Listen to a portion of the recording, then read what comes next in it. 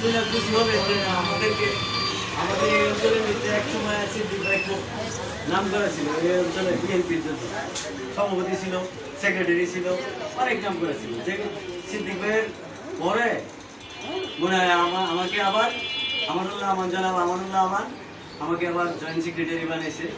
এই জন্য আমরা সবাই খুশি।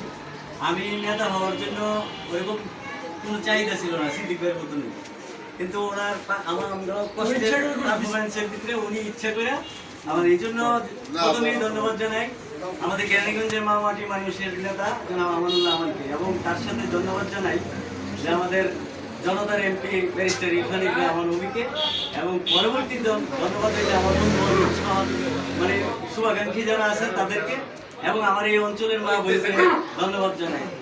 এতই ধন্যবাদ জানাই যে আমি কৃতজ্ঞ আপনাদের উপরে, যেন আপনারা খুশি হয়ে আমার কিছু জনগণ বৃষ্টি আনছে, আবার আপনারা জনগণ খাইবে।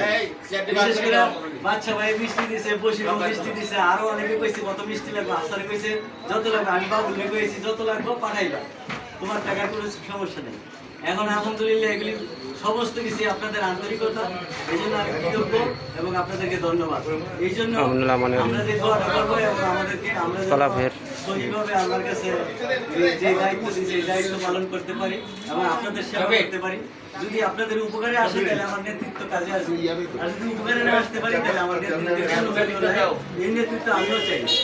আপনারা সবাই দোয়া করবেন যেন আমি আমার দায়িত্বটা ভালোভাবে পালন করতে পারি।